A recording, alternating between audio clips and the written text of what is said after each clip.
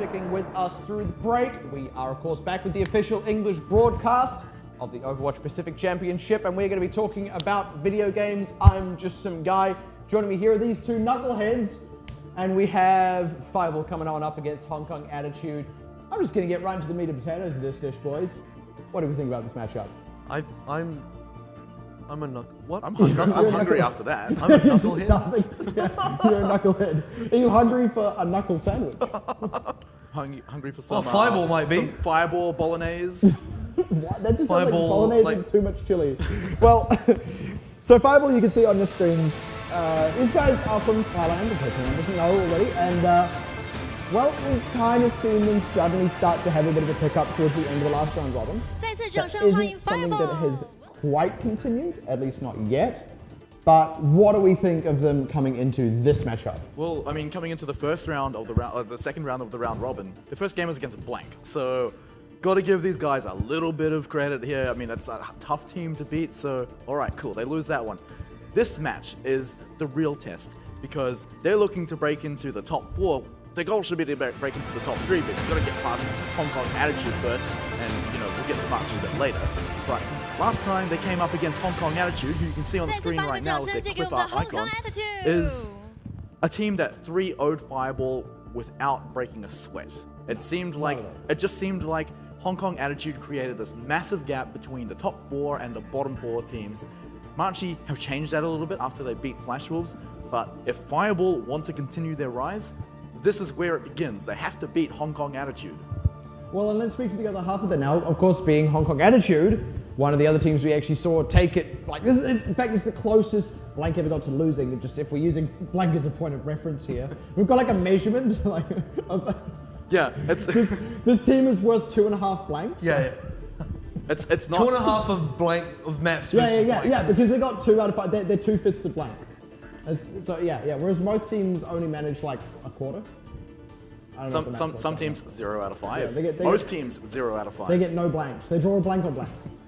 Yeah. So Hong Kong Attitude. What do we think about them? I think Hong Kong Attitude, to be honest, their performance this weekend so far, they've played against Detonator, and I'm going to be honest, while they won, I'm not completely convinced by the performance that they had. Something I commented on was, this is a team that they're favored to beat. They're extremely favored to beat. Now, a team like that, Hong Kong Attitude's performance against Detonator should have been far cleaner. Now, when you look at how other teams have played against Detonator so far, especially AHQ that we've just seen, an incredibly clean performance. Bar Lijiang Tower, both of the other maps were extremely in the favor of HQ. I just didn't feel like Hong Kong Attitude had that going for them the same way AHQ did. So for Hong Kong Attitude, they haven't really, for me anyway, stepped it up so far in the second round robin, although we've only seen one of their matches, so this will be the opportunity to now show that they've really stepped up. Definitely. I mean, like I said before, it's the start of their path to break into the top 4. They're already on the back foot, so even winning here, putting it points-wise, they would end up just being tied with Hong Kong Attitude for that 4th place on their way up. But again, they still have to start beating teams like Flash Wolves, AHQ, and then, well, Blank in the next 2 rounds of the round robin. That's gonna be quite tough. But I mean, like I said, Hong Kong Attitude, Fireball, this is where it begins. You've got to start beating this team, and if it's another 3-0 again, then I feel like Fireball are destined for the bottom 4. Yeah, it does kind of start to feel like that's what's going on. The standings themselves are actually quite hard to interpret at this point as well, because of course, Matchy, Hong Kong Attitude, and Fireball have not played the same number of matches yet, hands down. So as much as we feel Matchy are on the rise, it's hard to use them or Hong Kong Attitude as a point of reference when we talk about some of these other teams. So it's kind of hard to assess Hong Kong Attitude's position. Looking at them on paper though, because we have actually seen them play so far in the second half of the round robin, and we've seen Fireball play, where roughly does this matchup sit in our minds? Hong Kong Attitude currently for me are kind of playing catch up against Machi. Machi have gone undefeated so far this weekend. Hong Kong Attitude, they're expected to beat Fireball. Still unexpected to beat Blank, although they've had a good showing against Blank before. I'm not convinced they can beat Blank just yet. So we talk a lot about Hong Kong Attitude being the gatekeeper of the top 4. Currently, I'm kind of considering that Machi are pretty much there as the new gatekeepers of the top 4, and it's a big struggle between Hong Kong Attitude and Machi to really keep their position with the top 4. So before Hong Kong Attitude was fighting for a top 3 position, now I believe the real struggle for them is to maintain the current 4th place that they have and not lose it out to Machi. Machi have definitely thrown so much of a spanner into the works with their win against Flash Wolves, so it's hard to tell what's going to happen until we actually see Machi play teams that aren't from Japan.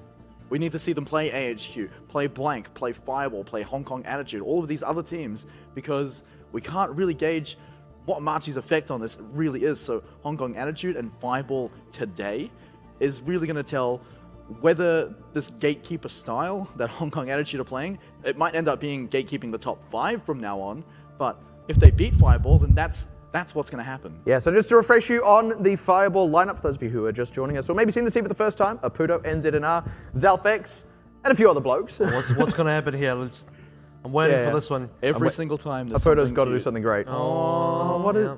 is that like? All right, Is that Smike, a come face here. massage?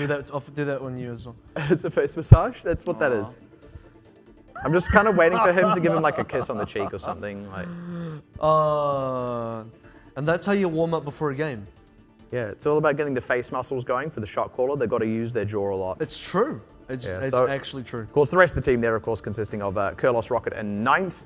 So I suppose it's still worth bringing up. One of the most interesting things about this team is what seemed to spur their rise was swapping Rocket off, playing flat healers, and swapping him specifically onto Winston, not just tanks in general. So has that continued to work out for them, given that now triple DPS is kind of entering the sphere? I think that they found a bit of a groove, but however, it is becoming limiting because it is becoming limiting. This is turning into just this now because they're limited to playing this Winston composition. If they can't change it up into something else, they're struggling to be able to find a nice Reinhardt lineup to build themselves around because they're not really playing that anymore. They haven't felt confident on it, and for good reason. Yeah, well, we've got a moment. Let's go ahead and check out Hong Kong Attitude's lineup as well. Once again, refresh ourselves on them, and you can see them here up on your screen. These guys don't do don't do as many adorable things, unfortunately. That's a ting. I want to like them, but they don't make heart shapes with their hands and all that. I still you like know? them, but it's not as much as Fireball, right? I mean, it's hard to not have Fireball as your favorite team, even if you are... From a pure personality standpoint, I think. Yeah. Yeah, absolutely. I mean, Apudo is just such an amazing figure. I mean, he's always doing those cute little things, but Hong Kong Attitude, it's a serious attitude today. They're all ready to battle because, again, we've talked about how important this matchup is. This is probably the most important matchup of this round robin. Both of the ones coming yeah. up. Yeah, exactly. I mean, this is very much a matchup that's going to determine which of these two teams during this round robin will really push top 4. Because here's the other thing. They've now had the best technical result against Blank. They're expected to have a repeat performance. That's the measuring stick. As much as we joke about it, they got the 2 maps. They're about 2 maps against Blank as a standard of measurement. That's their standard, and if they can't meet that again, it kind of means they've fallen off, or it means Blank have gotten better. Either way, the distance between them and Blank has increased, and that's an issue. Well, and to kind of speak to that, I mean, what other metric would we really have for measuring these teams? I mean, we can talk about relative performances, but so far, out of all the teams, Blank have actually been the most consistent in terms of their performance, right? Even Flash Wolves now have started to suffer a couple of losses. So, again, with that in mind, looking at the kind of respective matchups, are there any other matches between these guys and other teams that we can maybe pull some relevant information from? Well, as far as I know... By the way, map is going to be Lijiang Tower. What a shock. Yeah, quick spot of excitement there. We're going back to China, boys. I think so. Yeah, I don't think we ever left. Temple of Anubis is actually just a theme park Interestingly, in China. though, Fireball team that does go out of their way and say, hey, we pick Ilios, didn't pick Ilios, so they are now moving back into this. I don't know.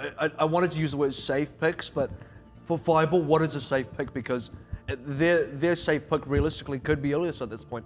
Well, in fact, they didn't pick Ilios last night either against Blank. They actually picked Nepal, which still isn't quite the sort of Lijiang safe that we've come to know them for. But what do we feel like the motivator is going to be, or rather has been, for this Lijiang pick? Because like you said, this is the pick. This is just what everyone goes for safety's sake. I think Fireball are going to want to pick. We've talked about how they're moving Rocket. They have moved Rocket onto the Winston. I think they want to pick maps that prefer that sort of composition, the dive composition with the Winston. put Apudo onto Genji, excuse me, put Inzidana onto the Tracer. It's also on the control center as well, specifically. Apudo plays a fantastic McCree. We've seen a lot of teams play McCree to a lot of success on control center. Now, I still expect Fireball to run Winston in that composition. It's still going to be a lot of dive, but they're going to throw McCree into the mix as well. It's a bit shaky, but I think that's what I expect them to pull out on control center specifically, but they've still got a great composition on the other two maps. So how exactly is this map going to play for Hong Kong Attitude? Because it is a safe map for everyone. Like, this is about as even a playing field as we're going to get for these two teams. How do we feel, just on paper, these two teams stack up on this map right now? Hong Kong Attitude for me still comes out ahead. They're far more comfortable running a triple DPS lineup should that happen for either team. And even then, their 2-2-2 lineup is still solid. Putting Jin Kao in either Xayah or Pharah has been working out for the team, getting the results. K4's been getting results on a multitude of different DPS as well. So is Shailin. So for Hong Kong Attitude, they've really sort of nailed down a lot of the individual mechanics. For them, it's about tightening up some of their more group cohesive play. But Fireball have a plethora of different issues, including that, among others being some of the individual plays as well.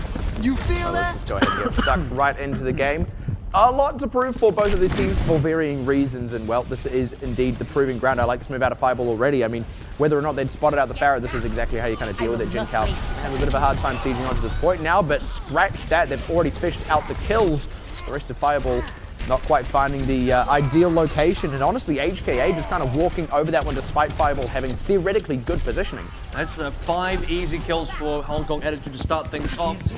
Straight on the cap as well. They're not losing any progress whatsoever. Zelfix picked one of the CQB, but really just a consolation prize for Fireball. Really unfortunate start for them, but like I said, Jin Kao in the air, he has been performing on the Pharah, just like as we just saw. Inzidana really trying to kind of hassle this flank, but he's just not finding anything really worth anything at all. I mean, they're now starting to draw Hong Kong Attitude back onto the point, but even so, they're still just getting rolled over, right? I mean, this is Hong Kong Attitude's ballpark. This is what they want to be playing in right now. So they do finally get a nice kill out onto Mango Jai, which could kind of tip the balance in their favor, but Hong Kong Attitude are still the ones holding the point. And they're actually building up a ton of ult charge. So even a one fight here and a point cap for Fireball is just going to be a fight that Hong Kong Attitude can win after the fact, but it doesn't even matter because Fireball, after getting the good pick, kind of over-aggressing here, and now Hong Kong Attitude punishing them for it. They do commit an ultimate to it, but it's only one ultimate, and they're happy to take that for what is another 20 percentage points on this point. That's a little bit of a few kills coming away from Fireball, but realistically not enough. What I like about what Fireball doing here is, I was just going to say they were sticking to the same sort of compositions. Apudo now changing onto the Pharah. I don't think I've really seen Apudo on the Pharah before. They are now playing a little bit of catch up. They have a decent amount of ults. This needs to be a big commit of Fireball. They won't have a lot of time after this. Yeah, and this is probably a point that does and doesn't favor Pharah. Favors it if you're fighting out in this courtyard, does not if you're fighting on the point, but Apudo making it work for him. But Jin Kao making it work even better. It's just kind of back and forth, but Apudo, like I said, he can't fight on that point. He's just kind of stuck outside of it, and even though a couple of members of Hong Kong Attitude did go down, they're doing just fine. They're still holding onto that raise as well. They're holding onto the point. That's really what matters. So unless Fireball are somehow able to draw them onto this open ground, and then Apudo gets a huge wipe, they're going to have to commit to this point sometime, and that's going to not favor them at all. Fireball need to initiate here because they have all the ultimates in their sights. Here comes Knight, just taking down straight away. Didn't even get any use out of the tactical visor. Where's the Transcendence been? We're into overtime now. Fireball's still holding on to ults. Yeah, it's too late at this point. And now he's finally going to throw it out, but why not use it when you were going to save your DPSs? Now they're just trying to protract the fight so the DPS can get back. It's not going to work. Apudo's already down. And again, Hong Kong Attitude, they're not going to fall for Fireball's tricks, right? Because they don't need to. They can just win the game without having to go and engage Fireball. Fireball need to pick something that's going to take the fight to Hong Kong Attitude, and this is just going to be a slow rundown of this one. Mango still holding onto that raise, probably going to drop it out now for tempo reasons. There we go. Oh, only call. Actually, that was 2 going down as the raise went off, but at any rate... Triple call for Inzidana, which is doing some work though. And actually Apudo does find another one there. They may just have kind of drawn this out long enough to make it work, but if it goes any longer, then we're going to have the inverse effect where Hong Kong Attitude will get the respawns in, but actually they do kind of make it happen. And that felt like... Okay, so... I don't want to call it luck because they're very good at the game, but that was a few lucky kills. I'll tell you what it was. Inzidana and Apudo, between the two of them, essentially got about 8 kills. Even with Mango Jai's res, Inzina and Apuda were kind of they're mostly unchallenged inside the cap itself, and they picked up the kills, they picked up a decent amount of ult charge as well, but they're still vastly behind Hong Kong Attitude. Now they have to commit into every single fight. Rocket Barrage has to be used here, and expect the pulse from Shailin as well. Yeah, well, already Pulse Bomb kind of going wide there. They are starting to get the kills down already, though, so it's not really going to matter much, and K4 can already commit this Visor. The defense matrix can't really do much to block it either, because, I mean, who is he blocking for? His team is dead. Self-destruct going to go out, but everyone can kind of abandon this point. They're going to be just fine. Pulse Bomb does get NZNR, but that's about all they're going to find here. Hong Kong Attitude set back up on this point, and now it's once again going to be Fireball kind of trickling on. They do it. Ultimate taking commit, but Apuda, yeah, there we go. Wow, pulling it out of nowhere.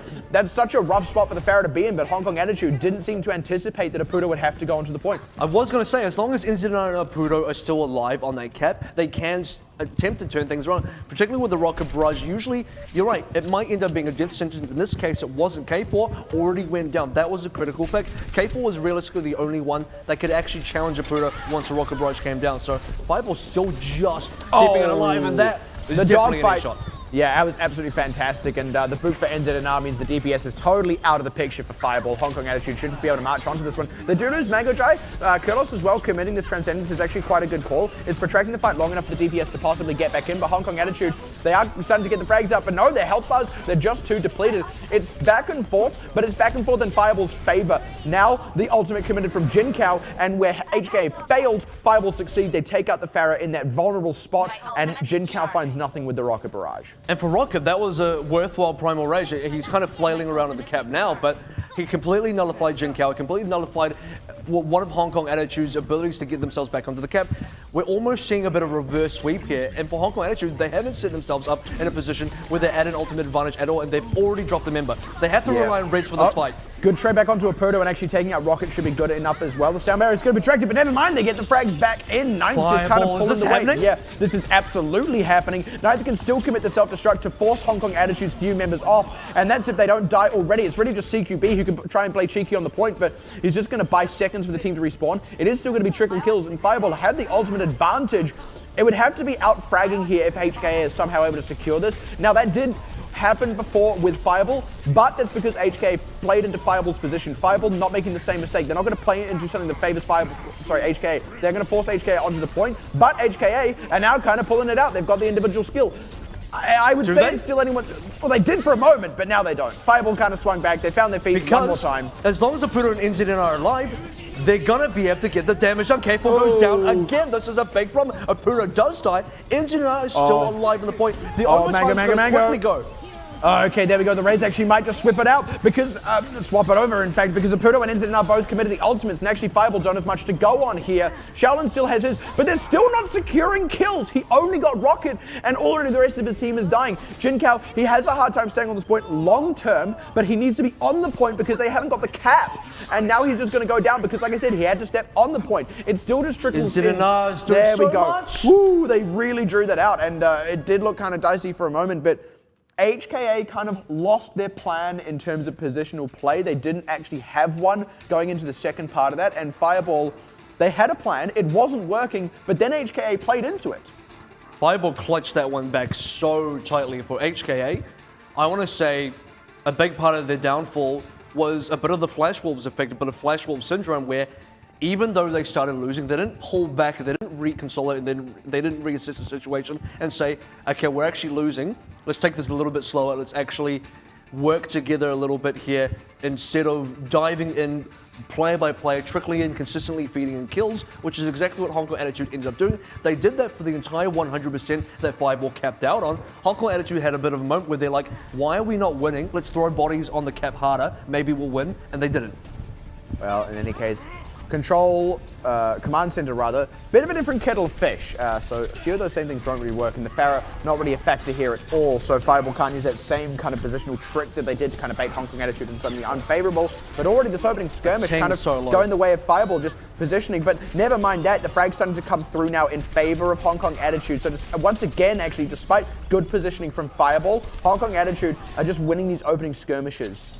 And Anubis actually doing a decent amount of damage on the soldier as well, so Fireball really starting to mold themselves into this triple DPS lineup as well. They're really making it work for themselves. They didn't win that initial skirmish. They should have been able to secure their kill onto Ting. Ting was sitting on less than 100 health for so long.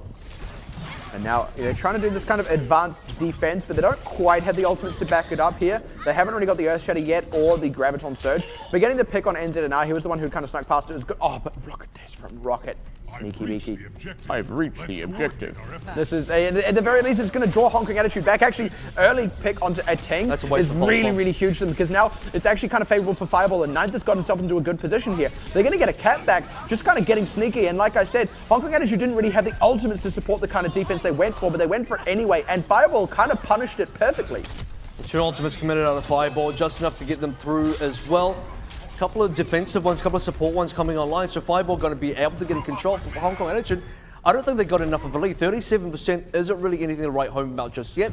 And so far, Incident and Apudo, just like what we saw in Gardens, they've been the 2 key players keeping the game alive for Fireball. And certainly they do have some things in the pocket, but Kurlos with a well-timed Transcendence can nullify a lot of what can come out here. Hong Kong Attitude mostly have defensive ultimates here, at least until that Dragon Blade's available. But there it goes, and actually getting a Pudo as well is super huge for that, and they're going to take all advantages possible out of that.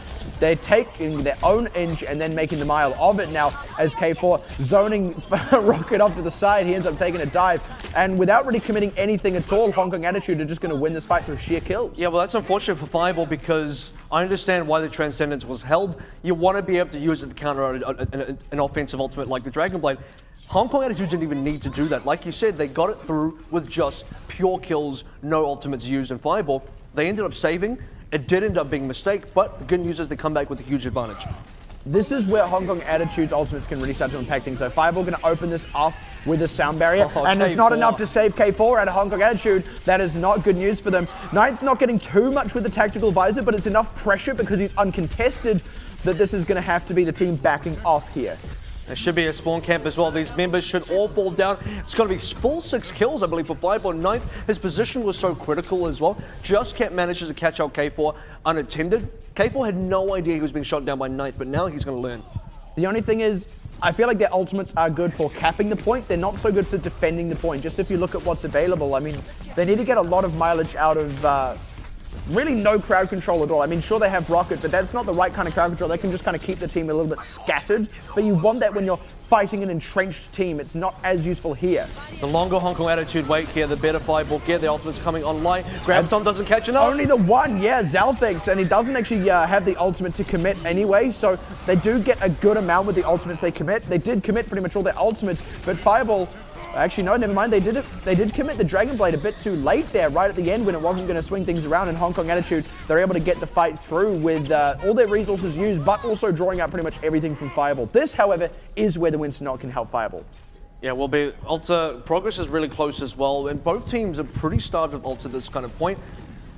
As long as they can get rid of Shailin here, I feel like Incident has been the player that's had the most impact. He's staying alive for the majority of all of these fights. Apura gets shut down a little bit more often. They need to be able to leverage Ninth as well, but now Hong Kong Attitude have learned. They're denying Ninth that top leverage, that top positioning that he's been sort of holding on to so far in the game. Oh, Rocket unfortunately gets taken out by a biotic grenadable thing, just too much damage all at once. Naputo, he's only one man. He can't really carry the rest of this one, and they are going to at least try and force an overtime here, but Fireball, they're not going to have much to commit to this one. They can't even get Rocket onto the point. Ulted really, really early as well before he was even on the point. So their extra health, not as useful as it would have otherwise been, doesn't buy them as much time. And they're still just trying to duck and weave to buy time. They're not exactly getting kills with this strategy, and Hong Kong Attitude still well entrenched, still a sound barrier to commit if things really start going pear-shaped, but they don't need it. It's just a decent hold out of Hong Kong Attitude. And I feel like that all started to go wrong when Fireball had the cap, but didn't really have the right composition to hold. Well, the swing fight for me was when Hong Kong Attitude were able to come in, not commit any ults, and still win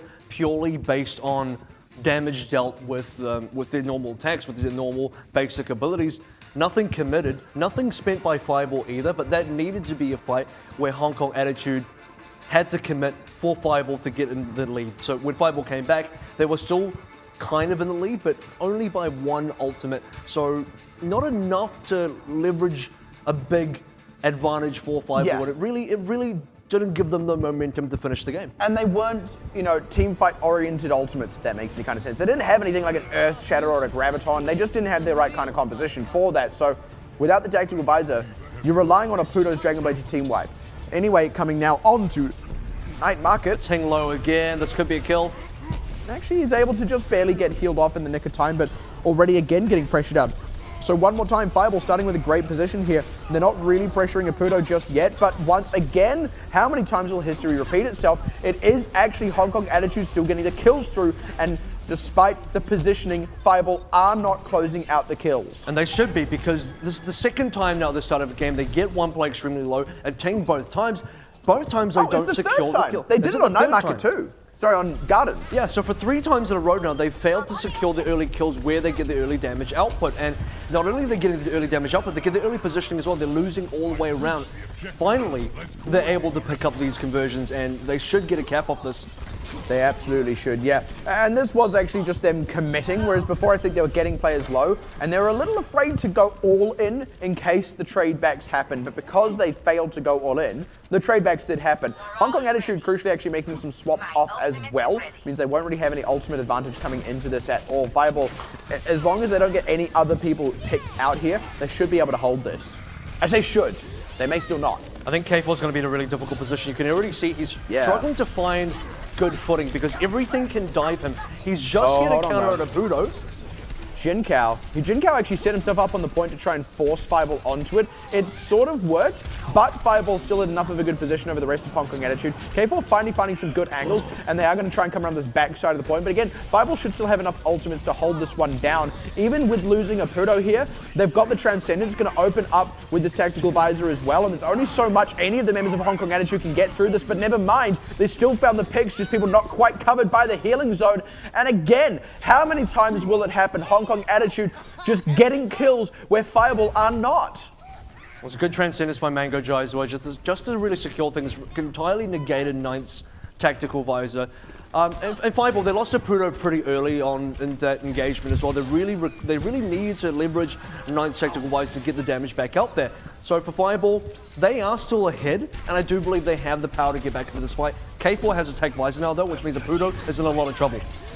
And he's down. Yeah, well, never mind all that. Yeah, K4, just a solid tactical visor. And that is what we talk about when we say ultimate economy. It's minimizing the number of ultimates used. A Ting, I can see why he altered there. I mean, one part he secured a kill on Kurlos, and another part he was saving his own life. But I actually think he should have just died. He would have had plenty enough time to respawn, and they would have had a crucial ult. They could have got that fight with just one ultimate. I do not agree with that. There's a slight argument for tempo here because Fireball, it's not a full team wipe they got against Fireball. Fireball can consolidate it a lot quicker, and the progress of the cap is really, really tight. So for Hong Kong Attitude, I don't think they can necessarily afford to lose fights currently. They have to hold on to what they got. Yeah, well, speaking of tempo, I mean, that's actually the third time I've seen Mango Jai, specifically on this map, get a headshot kill on NZ and R. That is too specific a thing for it to be an accident. This is just really great lockdown from Mango Jai and kind of poor positioning out of NZ and R. Apudo finding nothing with this rocket barrage as well. Ironically eats a rocket. Yeah, the sound barrier totally negated it, and now Fireball, they're kind of fighting with bare bones here. And this it's is a just cap not going to work. This is absolutely a hold out here for Hong Kong Attitude. Not getting any mileage out of the ultimates they did have and just dying in really awkward, scattered ways. Map 1 was Fireball playing a win condition, not executing, and then Hong Kong Attitude playing into Fireball's win condition. They haven't made that same mistake since. I do still feel like Hong Kong Attitude, just to back off of that as well, are playing a much more well-rounded game. Fireball definitely look a little bit more scrappy, and you got to sort of consider now, was Gardens a bit of a fluke? It was a lot of Apudo and NZNR pulling the team's weight, and now that we're getting into these further maps, that effect is starting to slow down a bit. Certainly is.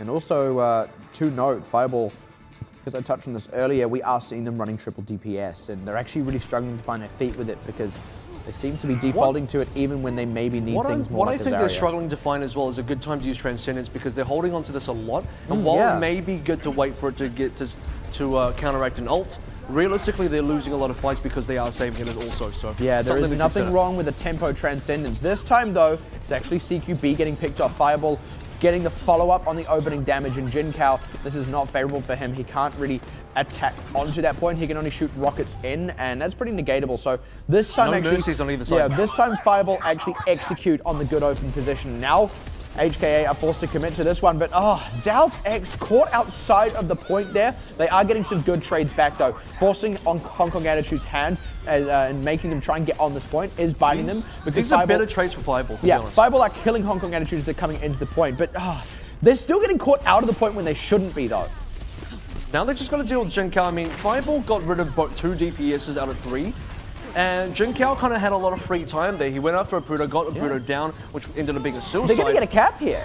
Yeah, they are. I mean, Fireball had the right position, and they were even getting the kills. They had the right kills too. They were even getting the kills to back it up, and then one by one, members were giving up the position. ZalfX left the point. He got picked off. Apudo left the point. He got picked off. Rocket left the point. He got picked off. If they'd all just stayed on the point, combined with the kills they were getting by forcing Hong Kong Attitude to attack the point, they could have just held with nothing used. Instead, they've given up the point and have nothing to cap it back with. I do get a decent amount of progress off that. It's not, again, nothing to write home about for 31%. Having some sort of lead, though, does give them a bit of room to play with. They're not behind by any margin. They just have to start to find kills without necessarily committing ultimates, much like Hong Kong have done to them. Rocket going on to the point with this one running, but they've already lost 9th off the top of this, and the sound barrier is going to negate anything. I mean, there was nowhere to crowd control people to, let alone actually get kills with it. So just getting nothing for that one, and Hong Kong Attitude again. They do commit a few more ultimates than they usually have to, but it's not like Fireball have a big run of ultimates themselves. Hong Kong Attitude are still favored for this next fight. I think Fireball, Rocket did a decent job of trying to nullify the damage out of K4. He still ended up getting a kill anyway. So for Rocket, an ultimate spin, didn't really get enough done there. Didn't stop Jin Kao either. Now they're in a position where Hong Kong Attitude have definitely entrenched themselves. Fireball need to find an opening here, and I don't know if they have the correct ult to get that.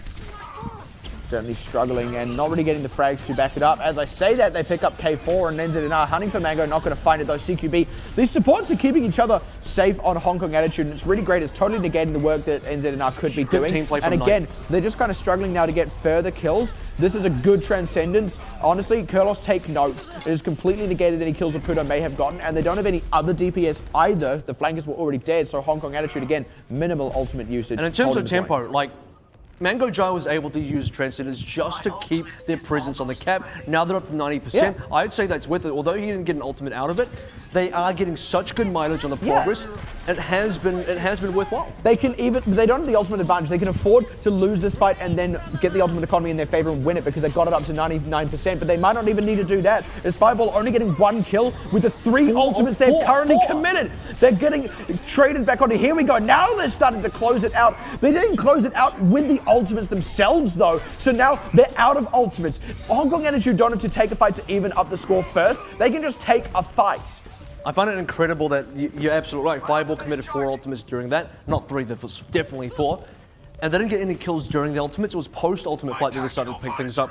I kind of say that's probably because they forced positioning out of Hong Kong Attitude and got themselves in aggressive positioning themselves. Yeah. But Hong Kong Attitude got a lot of room to play with. And they got at least 2 fights where they can throw if they want to, but they got the ult advantage, so I think they can just win. They don't even need it, and Fireball, I mean, and they've been winning without ults anyway. Sure they may have forced the positioning for that one particular fight, but it doesn't leave them any room for the future, which is where they find themselves now, and already the flankers getting to work, K4 also getting to work. Somehow, never mind. I was about to say somehow still not going down, but Rocket, good environmental kill. Hong Kong Attitude, they did actually commit a good number of ultimates to this one and aren't getting much for it, but if Jin Kao can get a good rocket barrage, which he can, onto Rocket, nearly shot himself into the wall there, but they're going to be just fine. And Fireball trickle kills in a poor run of positioning here. They only had 1 or 2 members of the point at any given time. And Hong Kong Attitude picking up the 3-1. Not going to have a repeat performance here on Gardens and looking much better than they did on that very first map. Justice frames from Exactly. That's my favorite thing ever. My second favorite one is when it's a Genji, and he's just like, yeah. As what was the end of that sentence? Like, I can't do the full thing anyway. Yeah. I would just butcher it, and people would call me racist. So, I always do anyway. So. Yeah, well, there you go. But I do enough of that. I don't know. I know the sounds he's making, but I don't know the words he's saying. So I would get it wrong. Somehow. I don't know. Like I actually know what she's saying. She says walihum kuitik. That's pretty good. Wow. There you go. That's what she's saying. Tempted to call you racist, but it's okay. You got it right. I got it right. I'm just kidding. Oh, jeez. The only thing is, I assume she's speaking Arabic. Cheers. Yeah. Because I mean, the only other option would be Coptic, which is The like an ancient expert of language. Arabic language Yeah, right here right over there. confirms Yeah, it, so yeah. I'll Well, believe you. let's just go ahead and take a look at what just happened, though, because there's quite a lot to break down in that matchup, I feel. I mean, map 1, I don't think it's fair to call it a fluke, because it was, like, Fireball had a well-deserved win, but like I said, Hong Kong Attitude seemed to play into that win condition. What were they then doing right after that? Well, I just want to stick on the first map for a little bit, because I believe it was mainly Hong Kong Attitude making mistakes. Like I said, it kind of went down to Flash Wolf Syndrome, where we're not winning, throw bodies harder at the objective and maybe we'll win. They did that, and absolutely they fell on their faces, because they didn't respect that Fireball were in a commanding position at that point. They said, it's 99-0, let's just go and let's just do it, but they need to be a little bit more composed. They need to actually be able to pull themselves back and assess the situation. We're actually behind now. What do we now need to do to get back in the game? That never happened for Hong Kong Attitude. This is the difference between then and then the next 3 maps, where they gave a little bit more respect to Fireball, and you saw it. You saw it in the way they played, the way they positioned. They weren't just blindly diving into Fireball. They were assessing the situations a lot closer, and big evidence of that is Fireball's inability to close out kills. Now, on one half, that's because Fireball didn't get enough damage output. On the other half, Hong Kong Attitude did a great job of pulling themselves back, getting themselves healed back up, protecting the correct members, assessing the situation correctly, then re-engaging and getting the advantage. I just want to say, by the way, if we can talk about there being Flash Wolf Syndrome and also Blank Syndrome, I'm going to come out and say Fireball was suffering from Detonator Syndrome there, where when they did have advantages when they should have by rights won fights. We saw that in every single opening skirmish. By rights, they should have been winning the fights. They were losing, like, all the time. But I will also admit that's not the only thing that was going wrong there. So what are the other things, gentlemen, that were going wrong for Fireball? What do they need to clean up now moving on to Hybrid? Quite often their backline was just very, very exposed, and when you're up against Hong Kong Attitude, you know these guys run triple DPS on a lot of dives, so you need to protect your Zenyatta, you need to protect your Ana, and that's a little bit easier to do on Hybrid and Control, especially when you're Hybrid and Assault, especially when you're defending. But on Control, it's something you need to be way more aware of and actually have someone there ready. Have your D.Va ready to fly back and actually protect that your backline, your healers. But they're not running a unfortunately, D.Va. they're not running D.Va, right? So how are you going to do that? You need to have either your healers in just such a secluded place or somewhere that the divers are just going to have to go so out of the way to actually get you. But then also, it's a very big, hard ask, of course, but the synergy between NZNR and Rocket on who they're actually killing, quite often they were getting into the backline, especially when Zenyatas were being run. Zenyatas do not last long against those two heroes. I think you can describe it as a bit of a glass cannon kind of lineup, because they're running one tank, which is Rocket on the Winston, and that's always going to be an aggressive tank. That's not a peeler for your team. It's not a D.Va. That's a Winston that's just going to dive into the back line of the enemy team to try and disruption or damage output, and probably both. Now, for the rest of your lineup, it's just supports and damage dealers, and they're all extremely squishy. Total glass cannon lineup. Both teams were kind of doing that, and you did get that feeling a lot, because Ninth on the Soldier for the majority of the maps there, he felt unprotected. It was difficult for Knight to find a position where he felt safe. Now on Control Center, that was on that top perch. That's when he felt safe, because it was difficult to contest him there. But once he was contested, he had nowhere to go.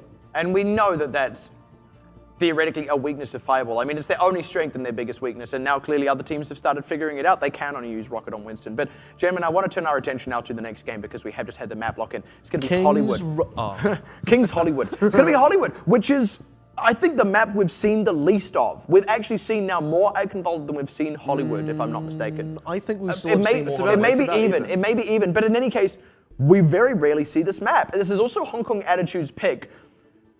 Do we have any evidence we can kind of bring up that would explain why? So Hong Kong Attitude did, I can't remember if they picked it against AHQ or not, but they did play it against AHQ. Now that was, they did lose it against AHQ, although it was a close series. And that was the whole, debacle with the pause situation and all of that. We're not going to go into it, but this is a map that Hong Kong Attitude has had experience on, specifically in this tournament. There you go. Yeah, I mean, there's also the compositions that they can run. Once again, Hong Kong Attitude, a team that like to run triple DPS, a lot of dive, and that's something that can work really well into not just the first point of Hollywood, but also in the street space where you've got to contest that high ground. You need to knock the defenders off of their perch, especially in that moment where you've just taken the first point and you rush up to the elevator, up to that high ground to make sure they can never get up on that high ground again. And then you just steamroll the payload right through that point. And with all the mobility that compositions that Hong Kong Attitude love to bring, that's a big strength that you can take into Hollywood. Is it not fair to say, though, that Fireball actually have kind of the same strength coming into this, right? I mean, we've just been talking about it. Rocket is pretty much stuck to Winston right now, and now they're also running this dive-heavy triple DPS. We know that they've got players like Aputo who can run Genji, so you could argue that they can do the same thing as Hong Kong Attitude in that regard. So is this maybe just Hong Kong Attitude maybe feeling confident that they can do it faster than Fireball? This is the thing. I think Hong Kong Attitude have the potential and the definite ability to run a shield composition, a slow death ball push with the Soldier, with possibly even a McCree behind a big Reinhardt shield and a Diva to support as well. Now for Fireball, I'm not confident they can pull that off. So Fireball, you're right, they're restricted to dive, they're restricted to Winston. And even if they want to play safe, hit scans on the back line like Soldier, they're still running that Winston. So that's not going to, I don't see that working well for them on the defense. On the offense, they can get away with it. But as soon as they defend, I think they're in trouble. So you feel basically the situation is they can both do the same effective thing on the offense, but Hong Kong Attitude's defense will slow down Fireball more than Fireball's will slow down Hong Kong I think Attitude. Hong Kong Attitude can, at this stage, pull a detonator and say, you're going to run dive and we're going to hard counter you. And they can absolutely do that. All right, well, let's go ahead and get stuck on into the map. Hollywood, man, good to be back. Yeah, it's good to be back stateside, right? Yeah, and yeah, what a shocker, Rocket on the Winston. So it's dive versus dive. Ends in an punch, arm. though, wow. Quick picks on that one. K4 actually secured the kill, but that was just all teamwork all the time there. Where's Fireball? They're all hiding. Yeah, they're hiding, but NZNR was miles forward, so they're just kind of stuck in a 5 versus 6 in this unfavorable position that Hong Kong Attitude can kind of dive onto. Fireball, yeah, they've just collapsed completely under the pressure here from this one. Losing NZNR was a death sentence. It was just a slightly delayed death. They're about to lose NZNR again as well if they're not really careful. You know, you've even got CQB there trying to get the kill. And the look kill at this. he does get. Now it's going to be Hong Kong Attitude getting such great positioning now on the next checkpoint. It's exactly what Smite was just talking about, right? It's the dive, and then they're just all over this. They've got the kills to back it up as well, and this is what we see so classically on King's Row. Teams getting continuous kills and making space. They haven't got as much space as on King's Row, but this is a ton of room to work with for Hong Kong Attitude. And like I said for Fireball, they're running a glass cannon composition. As soon as Rocket goes down, what are they going to do? The rest of their team members got nothing to hide behind. Okay, now here we go. Fireball trying to commit to this fight, but K4 and NZNR had, sorry, not NZNR, K4 had already, and Shaolin rather, had set themselves into a solid position. But Fireball do just get a couple of key picks to kind of force them back. Mango Joe trading back onto the flankers once again. This is just kind of stalling up the payload, so Fireball, despite kind of being surrounded when they committed, do get away with that just for getting a couple of key picks there. K4. But now Hong Kong Attitude, plenty of time to just regroup and get the payload moving now as they get a couple of picks as well. I mean, at this stage, they don't even need to hit scan to snipe on a Puder in the air. K4 is doing the job just for them. What I really respect from Fireball is they didn't completely let Hong Kong Attitude roll over the second checkpoint and maintain the high ground advantage. Hong Kong Attitude still had to really fight for those early stages. They're still picking up kills though, which is good. That's just going to delay Fireball from setting up the defense all over again. And now Hong Kong Attitude, look at that roof position on the left. They've secured it. Yeah. It's extremely difficult for Fireball to mount an effective defense. It absolutely is. I mean, even Aputo on the Pharah can't actually get higher up than them, at least not safely. So Hong Kong Attitude, they're able to get this payload right the way to the point where they only have to win one fight. The And damage. nearly even getting Aputo out of the sky, able to finish it off as Jin Kao, and now K4 opens up to try and clear this one out. Knight has a nice tactical visor here, but it's just getting completely negated. And I like a team coming in on top of that defense matrix to actually secure the kill as well, not just block out the ultimate. They're doing everything right here and running this one straight through with only 2 ultimates used. You actually saw K4 there ignore Ninth, and I really commend that kind of player. People might find that a bit confusing, but he didn't need to pick up that kill. He's already ulting. He's not going to get more ult charge out of that. That was always going to be a guaranteed kill on Ninth. Give it to the rest of your members who do need the ult charge, and that's exactly what Hong Kong Attitude do. They're getting full efficiency out of these kills. Yeah, really just It's great really smart execution. play. Yeah, they've got a plan, they're sticking to it, and it's working like a charm as well. And on the other side of that, Fireball, they don't look like they've got a particular way that they want to win this. They've just got the one comp that works, and they're trying to force a circle through a square-shaped peg here. Aputo is just playing like so many different DPSs. Oh, finding it difficult to find anything that works. Ooh, not quite catching that. I thought that was actually about to stick onto the Winston there, but no such luck. Hong Kong Attitude do lose Mango and have to just back off for a brief moment, but they did at least force the ultimate out of Rocket. That gives them a bit more room to play with now, Hong Kong. I was going to say Hong Kong Attitude lose a bit of momentum there, but because they force an ultimate out, it does go then become a 1-for-1 trade. The Hong Kong Attitude realistically break even on, so the only thing they really lose is just time. Yeah, well, I mean, talks about, you know, Rocket on the Winston's the only crowd control they have. They don't run Reinhardt's and Zarya's. They don't have other tanky crowd control to work with. And with that out of the picture now, Hong Kong Attitude don't have anything that's going to push them back and hold them off Rocket's the point. in trouble. Yeah, they can fight on the point, and yeah, Rocket is in trouble. Forces the sound barrier out, but they're not exactly getting kills in response on top of that. And there's still a sound barrier for Hong Kong Attitude when they want it. Should maybe commit it soon if 18 gets pressured again, but they don't even need it. 18 is getting topped off. Oh, still no commit out of the sound barrier. They are brave on this one, but they're getting the payload moving. Yeah, Ating isn't actually dying, just They fail barely. to kill a team every time. Yeah, and I mean, it's just payload distance. Holding on to that ult is huge for this last fight now. And there goes, oh, I didn't actually get the commit in time. That could actually be disastrous for this one. And it is indeed going to be that, as Fireball should be able to secure this one. Tactical Visor just to make sure it happens. And had that sound barrier gone off, that would have been a completely flipped fight, honestly. Do I have to coin a new term that's like pull a fireball, where you completely win a fight that you were not expected to win whatsoever? Because that's the second time now, just like we saw in Gardens. No, that's still a detonator. Somehow a Pudo just gets it out there and kills everyone in a situation where they should have lost. Now, that's still a detonator, because that is what they do. When And did then when they Detonators do should. that? Well, they don't actually win games off it, but they win individual fights. They do, man. They so do. That's what detonator syndrome is. In any case, let's take a look at what Fireball are actually doing. I'll tell you. Yeah, is anyone here a doctor? We need to diagnose this syndrome.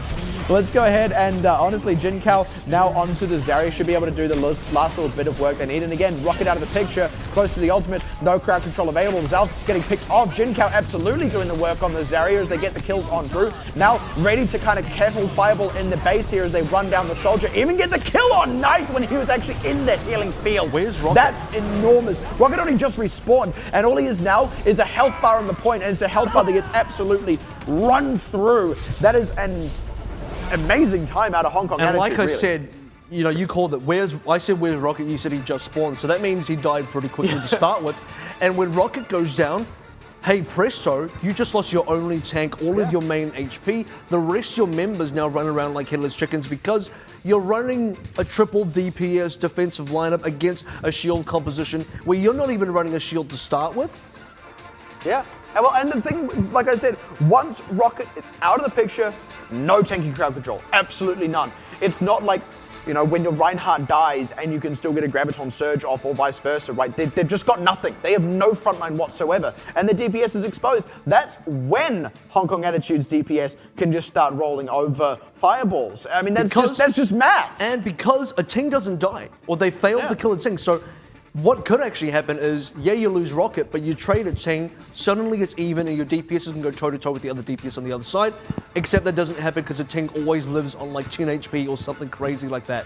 Yeah, pretty much. And I mean, this is a Ting. The Ting effect is when you're like 10, you're really low, and then you don't die. A K4 is when you go tack vires and you don't find anyone. We're gonna need to write out a list of these at this point. A blank moment is when you're heavily favored to win because you're the best team, and then you just throw a team fight. A fireball is the opposite when you're heavily unfavored to win, but then you win a team fight. Is this gonna be on the test? A flash wolves is when you when you think you're really good and you keep throwing members onto a point to try and bring yourself back, and it fails. Yeah, and then a Hey Katie is where you force your team to run a sub because you're out getting nachos. We haven't actually seen that in this tournament And an I-go is when you fall asleep and you don't play your match. Yo, talk about that. But in any case, well, I feel like that's the full run of symptoms there, as it were. So we can now diagnose every team's I'm gonna have disease. more. I'm gonna have a lot by the end of this. By the end of it, we're gonna have to. I'm not writing any of these down. We're gonna have to publish a book by the end of this tournament. From my dome. I'm not writing any of this down.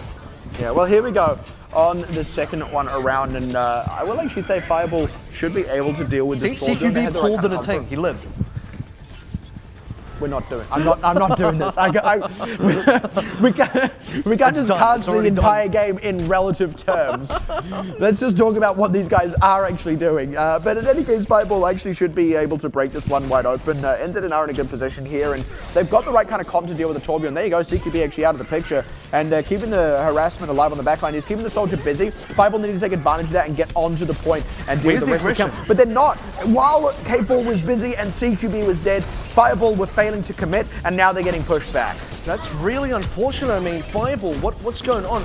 You got the early pick, you had the early advantage, And I just didn't see any sort of reaction from Fireball to really make things happen. Now, Hong Just Kong no Attitude, coordination. Hong Kong Attitude had the right reaction. They said, we lost a member. We have to immediately trade something back to even it back out. They did better than that. They traded 2. They took advantage of Fireball's lack of committal and proactivity. And that's all they need to do when you're on the defense here. Someone tell me what the term I should coin for that should be, because I don't know. Playing well?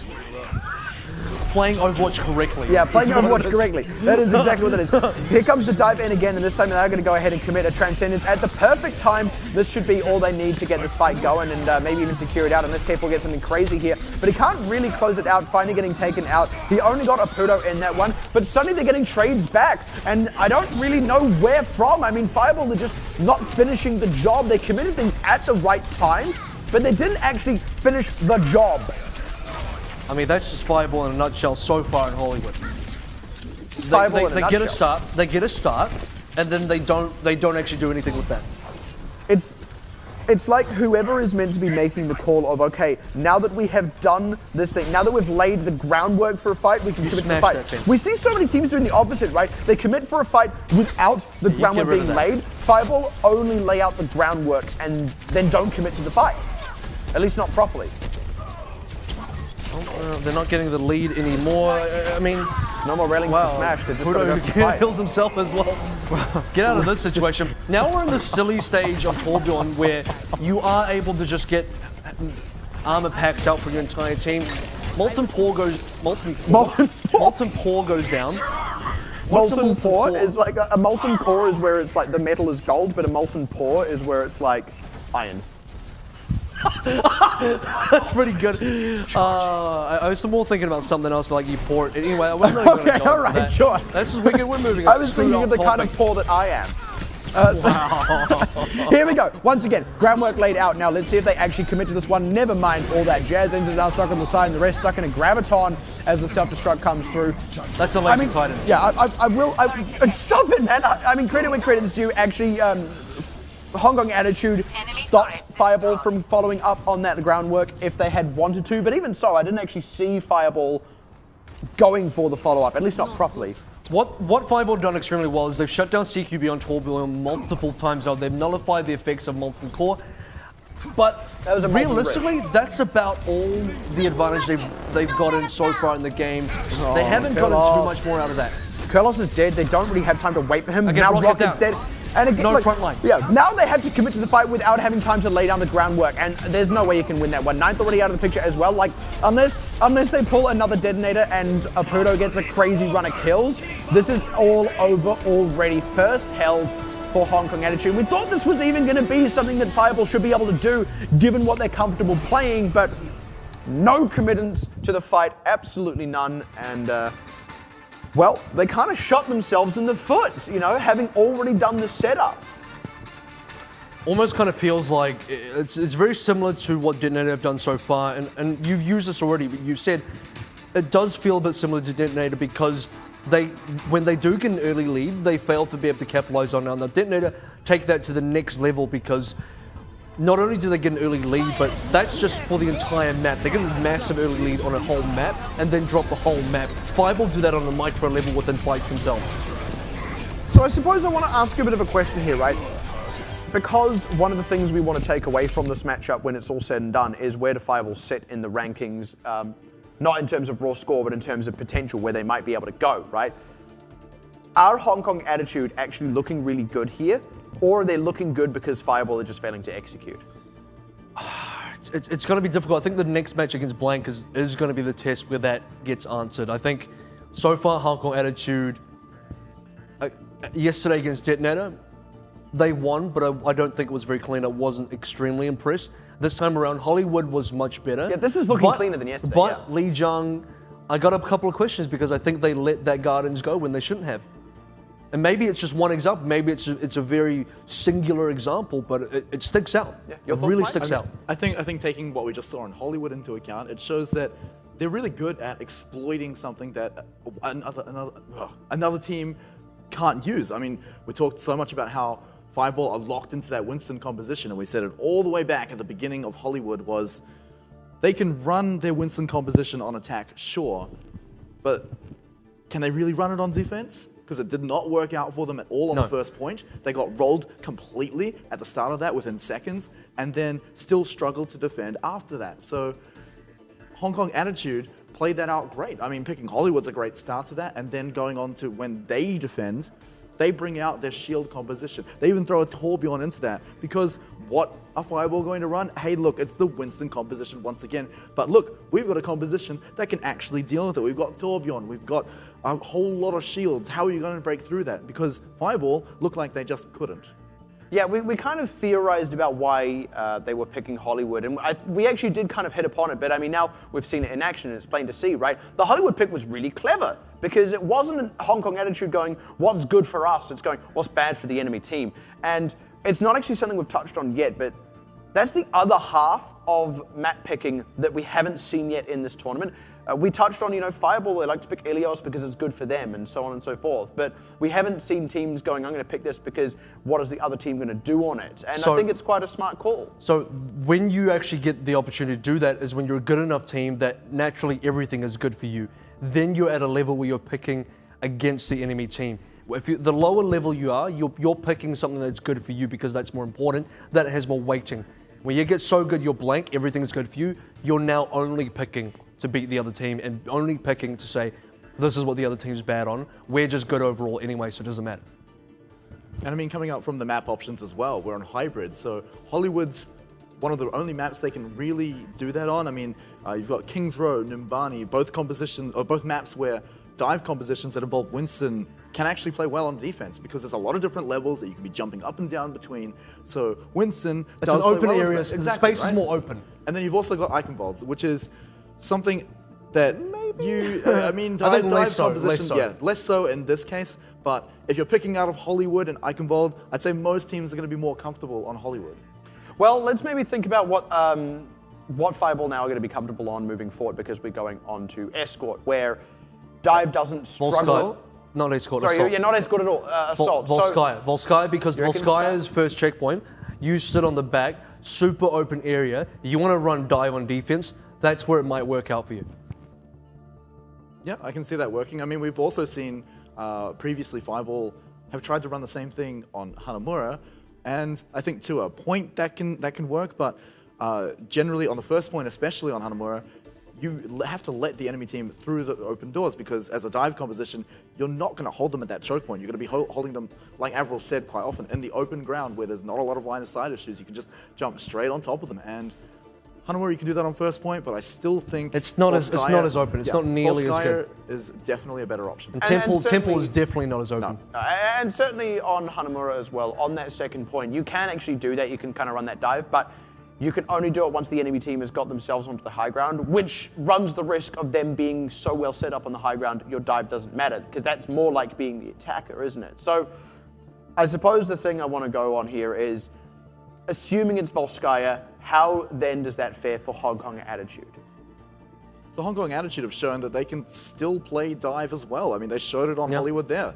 Arguably better too. I mean, Exactly right. They I mean, won. they actually took the first point. They actually got into the payload phase of Hollywood. So Well, just to jump in real quick, I mean, we do also have to remember that part of that is Fireball were running dive on defense, whereas Hong Kong Attitude were not. But yeah, no, that's correct. But if you're just looking at it in a mirrored sense, I think Hong Kong Attitude can still attack and defend just as well, if not better, than Fireball are going to be able to do on Volskaya. And then, we're only really talking about the first point here. What happens on second point, where you can actually run a shield-based composition on that as well for defense? Can Fireball run that as effectively as Hong Kong Attitude's going to be able to do on second point, if that becomes an option? Not so sure. I think we're going to get a Hollywood story again. I just want to say, because a your Hollywood story Hollywood sounds like you're like an amateur actor. You go there and you succeed or something. I don't know. Or you fail. And that's what a Hollywood story sounds like. Isn't that basically- Hollywood syndrome. Isn't that just what happened to Megan Fox? Anyway, because you were so sure that it's going to be Volskaya, I'm not too sure. I'm not No, sure. you can't go back on this now. I You're want putting Twitch words to- in my hear me mouth. out. You're putting words in my You mouth. put the words in your mouth. No. I want Twitch chat to decide what AVRL has to do if it's not Volskaya. He has to shave your moustache. Cool, I'll do that. No, I think it would be a good pick for I think it would be a good pick for Fireball due to a couple of logical reasons, but like Fireball are also a team that just go out on a limb and pick Ilios and Eichenwald and a bunch of random maps. So, They just pick Ilios on Assault. I mean, let's just go to They find a way. admin. It's like, can we Ilios? Like, but no. He just bribes He's the slipping him a 20. He slips in like a loot box. What I'm trying to say is, there are good logical reasons for them to go Volsky. However, this is also a team that feels super wildcard to me, where they can just go out on a limb and do whatever. They also do that, so I wouldn't be surprised if they just. It's just they. I don't know. I wanted to say flip a coin, but there's no three-sided coin. But you get the feel. There's a 3-sided dice. Yeah, so I suppose I want to pose a question to you gentlemen then. We already know that there is a glaring weakness in Fireball and that they can only run one composition, right? And everything they do is trying to win in spite of that. So what actually can they do to win? I think they need to be able to coordinate. If we're going to talk about die, which is what they're doing, they need to be able to coordinate the damage with Rocket, because a lot of times it feels like Rocket goes in, he dies, meanwhile the damage dealers of Fireball haven't actually managed to secure the important kills to make Rocket's death worth it, or at least find a way to keep Rocket alive. What seems to be happening is Rocket goes in, he dies, and the entire DPS backline gets opened up and Fireball fall apart extremely quickly. So they need to be able to secure, at a minimum, trades. So yeah, we're going to lose a lot of members because we're opened up, but we're also going to kill a bunch of your members and it will be evened. Because so far that's not happening. Or they just keep Rocket alive and maintain some semblance of a front line. Or at least start coordinating. Or Rocket. both would be the best. I mean, yeah, that's fantastic. If you just win Overwatch, that would be the best. Just win the game. Just kill the enemy dudes, and then suddenly who's going to defend the point? If you just start winning, then like you don't need to change. You don't need to, If you win, then you're fine. Yeah, Like, there's nothing else you need to fix. As Yeah. long as you just keep winning and you never lose, you're fine. It doesn't matter. Yeah. But I mean, okay, look at how Hong Kong Attitude are running their Winstons back all the way back onto Lijiang Tower, and also to a point on Hollywood, right? Every single time their Winston went in, their DPS was there to back up. And they were always killing the backline. I said there was a problem for Fireball after their round on Lijiang Tower. So Fireball, if they're going to run this Winston composition every single time, then they need to start coordinating that. They need to say, hey, look, just over there, there's a Zenyatta, there's an Ana. We can just jump our great big scientist on top of them, throw a Tracer in there, throw Genji. I don't care what you send. All right. Kill that backline. You know what else they need to start coordinating? Here's a solution: is actually learn how to play the Reinhardt compositions and have more variety and flexibility in what you can run. That's the real solution to That's a all long this. term. To be honest. Long term, yeah. Yeah, and I mean, we kind of spoke about this towards the end of the other round robin, that we felt that this particular composition was a stopgap while they learned Reinhardt compositions and all that, but it certainly is starting to feel like they haven't actually gone away and done that just yet. So We're not seeing the results of it anyway. Like, yeah. I mean, they haven't even pulled it out yet. They haven't even gone, all right, we've been practicing it, let's try it. I mean, at least Flash Wolves did that. Yeah. They failed, but they tried. Exactly. So, I mean, how far can this team even go, given that there is currently no evidence that they're actually working on fixing this glaring mistake? Well, they can beat Japanese teams. Well, can they? Because they're also improving at some. No, you're completely right. The Japanese teams are fixing their mistakes. And eventually, the Japanese teams who can also run Reinhardt compositions, that's an advantage they have over Fireball. And Fireball, if this continues for them, I wouldn't be surprised if eventually the Japanese teams do overtake them. Yeah, well, It's not out of the question. It's not out of. It's a real possibility. Yeah, we'll take a quick kind of re-look at the standings just to kind of recontextualize this matchup. Because like we said before, I mean, these two teams have not played as many games as Matchy, who are currently looking to be the kind of gate guardians for that fourth place. And I mean, looking specifically at the scores, right? Hong Kong Attitude, if they win, actually become that gate guardian again for fourth place. Whereas if Fireball win it, they just kind of even up the standings on the whole. Which is kind of exciting in and of itself, because Machi are kind of doing that themselves right now. And I prefer, maybe it's my own preference, but I prefer a tournament where the results are a bit more varying and they're not as predetermined as some of the results have been. So I think everyone, okay, aside from people who bet on games, everyone prefers an unpredictable tournament. I mean, let's unless talk you're an about, SKT fan, right? Yeah. Then you don't. You like that. You like that. You're just gonna win. You don't have to. Yeah. I mean, let's take a look at the results at the end of week one, right? I It's like being a blank fan. Being a blank fan is so easy. It's just like, Yeah. well, it's time to win But again. that's the thing, they don't get excited by tournaments because they're just so blank all the time. I mean, week 1 of the results, right? We had literally the standings was just every team had beaten everyone. Round below robin, them. yeah, round robin it was number so, 1. It was so predictable, right? You could coming into this week, everyone thought, okay, look, we've got a standings because these are best of 5 results. This should give us a pretty good idea of who's better than who. Yeah. And then Marchi Esports says, hang on a darn minute. It's so cool, isn't it? That like So not did even HQ. like not even just in the first week, like literally So on did the Flash Wolves. first day, we saw a huge shakeup. Like it was like right from the word go, both Marchi and AHQ just came out of the gate like this isn't going to be like last time. We're not going to have a repeat of round robin number 1. It's like it's almost like we didn't have a first round robin. We just had like power rankings. And then like we've come into the start of the tournament and they're gonna be like, nah, your power rankings are wrong. That's almost what this feels like. Power rankings for this would be really boring. It's just like, well, let's just copy past the whole like Power standings. rankings at the end of round robin number 1. It's just ranks. It's not even power rankings. It's just the rankings. It's just the default. Like, here you go. I mean, we can be pretty set on number 1 ranking right now, but after that, it's still a little bit questionable. It's like right? that Tim Allen noise again. I was actually looking for that on my phone last night when you brought it up. I was gonna play it, but Should you set it as your ringtone? Like right now, I have the Metal Gear Solid alert sound. what? It's like, Well, I mean, why, that kinda it's makes why did I sense. get a text from? Twitch chat. What's Kevin gonna eat? It's Temple of Anubis. What's he gonna do? I'll eat your moustache, all right? Excuse me. I don't know.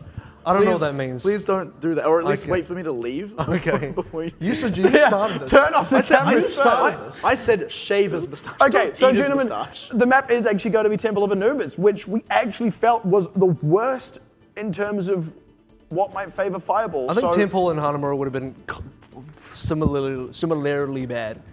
I don't know. Well, Sure, but in any case, we're on Temple of Anubis now, so, I mean, are we just going to come right out and say, like, yeah, Hong Kong Attitude are favored for this one? Because clearly Fireball must have a reason for picking this, right? Let's talk first point Anubis, just to start off with, right? There's a lot of different levels. That's usually of, where you start. Yeah, I mean, Yeah, Play you the start at game. the beginning. we could start at the spawn room, Destroying, how well can Fireball destroy all the arcade machines on Hanamura? But it's also when the defenders are coming out, how much terrain can they destroy as well, just to demoralize. Right? Like all the wooden crates? Exactly. There's so many of them. I feel like you had a point that you know. I had a great point, right? So first point, there's a lot of varying levels of height, and a lot of teams will just use that as, let's stick a soldier up there, let's keep him safe, let's stick an honor up there as well. But the way that Fireball play with their Winston compositions, Rocket's going to be able to jump up all over there, defending all of these players that they're trying to keep safe. If they do have a soldier up there and he's in trouble, Rocket's going to be there to keep his buddies safe. If there's a Widowmaker coming out on the offense, Rocket's going to be there to take it out. So Winston can work on defense on the first point. It's when we come up to second point where I'm not sure this Winston composition is going to work too well on I defense. think you really need a diva for both attack and defense on Temple Anubis. Now,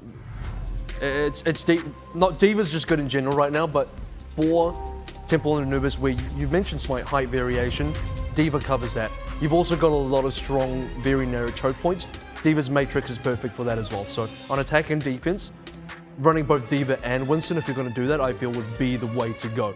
Unfortunately, Ninth does play a Diva, I believe. So Fireball could actually do that if they want to. Fireball don't have to run triple DPS, and I think it would be a mistake if they did. Ninth should run Diva on defense, is what we're trying to say here. Should, yeah.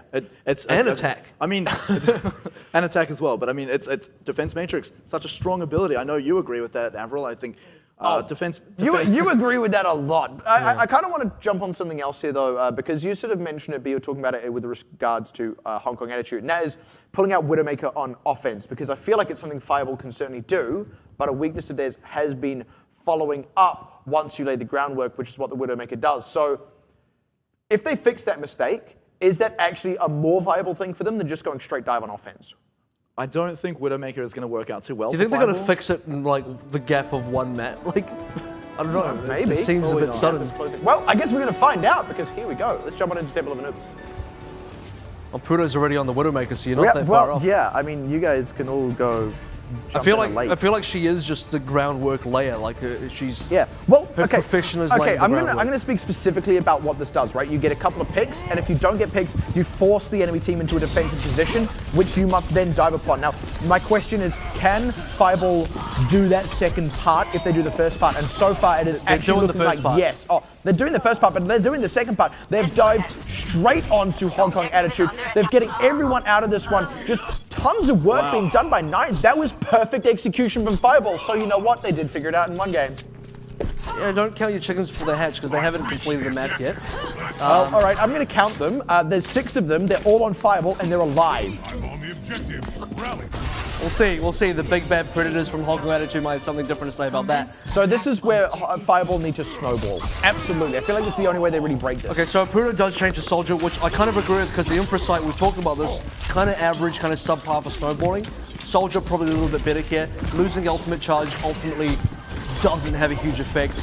Still not ult for Fireball, so they need to start a fight, get a pulse bomb, use that to convert kills, and then start They need to get frags, but this is the way to do it. They actually picked Xiaoling. That's 2 That frags. is what slipped to Pudo on the point, but he finally goes down, but they've got enough kills. They're at least going to get a third out of this if they're smart about it. Here we go. They're actually closing out the kills. This is just pure out fragging. 1/3? That's more than 1/3. They're going to get 2/3. Maybe. This is a barely contested by Hong Kong Attitude. They're waiting for the respawn advantage to help them out here, and it is a smart one. Tranquility to come out. They need healing while the Tranquility is running. This is nasty. Yeah. Maybe they're going to get the second tick here with Knight's Dragonblade. It's looking a little bit dicey here because the respawns have come through for Hong Kong Attitude. But they still need to. I mean, it would have been icing on the cake, so good job getting that first third. Now just back off Fireball if you want. Or keep fighting. Hell, it's working. Yeah, they're not slowing down here. There goes the chicken. Oh my goodness. They might get a full camo here. This is unprecedented. Apudo's going to get, he's going to get a tactical visor. I don't believe this. The respawns can't do anything. Okay. What? Guys. AHQ did this today. Okay, guys. They just did an AHQ. It is time to shut up. It is time to stop predicting. We don't know anything. Fireball just did a Fireball, which then turned into an AHQ. And then No, I'm going to call this a Fireball because this is when we talk for 15 minutes about what is going to happen, and then it doesn't happen at all. This and is like the one thing we didn't anticipate. This is exactly this what is like happens. you top deck the Holy Wrath with a Molten Giant. You just it's 25 damage. That's what it was. You just 25 damage. That was a Fireball. That was a Fireball. Yeah. So I can't hear you, but that's yeah. okay. But okay, let's actually talk about why that happened and why that worked. Okay, so first of all, they did the exact thing we felt they were going to struggle with in the first point, using the Widowmaker adequately and They then didn't following even it use up. the Widowmaker. Well, but no, they did. They got the position. They forced Hong Kong Attitude's positioning and then actually dove on it and took advantage of it. That was good play. Second point. That was just pure kills. Like I don't even know if that was Which particularly... Fireball can do because we've seen that from Internet Out, we've seen that from Apudo, and they delivered again. In fact, not only did they deliver, but everyone else did. Zalfix got kills, Kurlos got kills, Ninth got kills, Rocket got kills. The whole group, the whole gang were there, and they were there to stay. I mean, we said, look, they're going to get third, then it changed to second, and they got the full cap. It was like, okay, they just didn't stop getting kills. Is that a reliable way to play, though? It worked, but is that a reliable way to play? I would say it is if you're blank, but for Fireball, I don't know if that's something you can rely on. Ironically, Blank did this to them on Temple Nubis, so it's like, I actually did. you're like, oh, this is what it feels like. Anyway, They just it's like this is shock and awe. Is really realistically what it is shock and awe shocked. against. Yeah, and I'm awed. I'm in awe. So there it is. You're awed. Hi, awed. Hi, awed. I'm dad. Hi, awed. I'm shocked. Hi, shocked. It's not even a dad joke at that point. Well, all right. Now, I suppose the real question is, can Hong Kong Attitude do this as quickly? Well, K4's like, give me a turn. Yeah, maybe. We've assumed it's a given that Hong Kong Attitude can cap this, so the question is, can they do it as quickly? But I suppose it's worth asking, what if Fireball can actually find a way to hold this? Rocket's actually on Roadhog here instead. I mean, even if they hold this, I think Time Banks heavily favors Fireball. So. Okay, Jin Kao has just completely ruined Fireball's plan. You know here. how I said a Ting doesn't die? Well, Fireball fixed died that. first. Yeah, They fixed that. They fixed the problem of a Ting not dying. Good trade back onto K4, but Hong Kong Attitude, I mean, they had good positioning just purely out of Jin Kao coming around the side. It's like Fireball weren't prepared to defend on the point. They actually did exactly what Smite was saying. In it, they relied on the Winston going into counter dive all those high positions and then set up Jin Kao behind him. It's This just should be great, a cap. forcing your hand. It is a cap. It's just not happened yet. I'm not too sure why K4 decided to go back onto Widow for this. He was on Genji, which I believe is correct. Especially now that they've actually won this team fight. Genji is what you want to snowball with. Yeah. Widowmaker is not. Realistically, HK8 can actually do this as well. I don't know if they'll do it in the same amount of time, because they don't have as well, arguably they have ultimates going into this just like Fireball did, but Fireball have a response. Yeah, and actually this is a much better setup for Fireball than And they're what Hong running Kong the Diva, Attitude like I had. said. Yeah. Hong Kong Attitude were way further back. That was a really, really quick tranquility to keep this one alive for Hong Kong Attitude here. But they haven't actually got much for it. Only got 9th out of the mech and closing out that one. Unless they get a lot of kills, the respawn advantage can come through in Apudo. He's holding onto this tag visor. I think he'd be wrong to use it. They do need to wait for the respawns, but it's getting a little dicey because Hong Kong Attitude are set up here. Fireball are going to be fighting back onto the point. Yeah, Fireball are able to sort of get themselves back on here. I feel like There we go. I feel like momentum is slowly running up for Hong Kong Attitude. The ultimate's coming up from both sides Oh, I don't know now. about that. Actually, the sound barrier is just giving could them a go lot. either way. Yeah, It could the go sound either way barrier still. gave them a lot more mileage, and they're still alive on this one. They're still getting the kicks. They're What kind of fireball. passion? Ends it and out. What do you? I mean, it's working. Look, if it's working, then if it's stupid and it works, then it ain't stupid. That's the saying. So, it's kind of worked, but Wow, I that's mean a now cap. it's this is just nuts. Both teams did an HQ. Shut up! Oh my god! Look, I don't want to be the guy. No, okay. I'm going to talk about what actually happened. It wasn't an AHQ Alright. because there's more to it than that, Okay, right? fine. I mean, let's actually talk about what happened. So, they did the same thing as Fireball. That's really what that was. They came into it with a plan on that first point. They executed on it. They executed on it perfectly. And on the second point, they just got mileage out of kills. They just outfragged. The only thing that I feel was a little bit different to Fireball is Hong Kong Attitude used a sound barrier to keep the fight going in their favor when otherwise it may have started to swing Fireball's favor. But again, that's just good execution, right? So both teams are actually playing as well as each other right now. Honestly, Fireball came out on defensively. They had ultimates to play with, whereas HKA didn't. They weren't able to come back out and use defensive ultimates to keep themselves in the game. Now, Apudo, he had a nano visor. It got shut down. That's a good play by HKA, but realistically, Fireball had a better chance to defend that than Hong Kong Attitude did. Due to time, due to setup time, ultimate charge, a lot of different factors. Yeah, I prefer But their positioning. Fireball had a better defensive setup or a better chance to defend. Yeah. And yet Hong Kong Attitude were able to overcome that. So I think Hong Kong Attitude, for me, slightly just pull out ahead a little bit. Yeah, I did prefer Fireball's positioning on that second point, but hey, it didn't work at the end of the day, so... One more thing mean, as well. I yeah. don't want to be that guy, but it's definitely Transcendence and not Tranquility because we're not playing well. You're right, yeah. It's not World of Warcraft. It is Transcendence. I mean, but they experience Tranquility. In any case, Okay, I'll give you that. In any case, this is now anyone's game. Both teams have proven that they can cap, and they've both proven that they can do it fast. Double time bank, let's go. We could even go to a double time bank here. This one though, not quite going the same way as the first. Hong Kong Attitude aren't blasting this wide open, at least not yet. Well, you're absolutely right about that. This is kind of what happened the last time for Hong Okay, Kong here we go Attitude. now though. Here we go. They've forced the positioning once again. They get Rocket out of the picture. He was already a bit on the ropes there, but honestly, getting back in the mech was huge for Jin Kao. They're able to keep the positioning going. But what you said earlier, they're not blowing the doors open, and what that means for Fireball is Fireball are able to get trades. They're able to... Okay, no, they're not. That's K4 getting trades. That's K4. no, but earlier than that, before Fireball are that, feeding ult okay, charge now. before that, Fireball were getting some trades and they have ultimates to play with. So once again, Fireball are in a position where they're not actually being snowballed because they are able to set up a defensive position. Okay, once again, now we have to see how the defense can come out. I like the Diva pickup here, Rocket back onto the Winston, but we could just see a repeat performance depending on where the kills go because already taking out Zalfex and getting onto Kurlos. K4 opening up with the Dragon Blade once again, Sound Barrier to keep the fight in their favor. I don't know if it needed to be committed there, but it's working right now. And they're not blowing the doors open. They are huffing and puffing and blowing the house down. This is big bad Fireball right here. Sorry, big bad Hong Kong Attitude. And they're about to get it again. I don't believe it. Will we see a double time bank? I think we want to go to triple time back, would be really exciting. They've got 4 minutes. They can do that 2 more times in that kind of time. How many times can we say time? Time.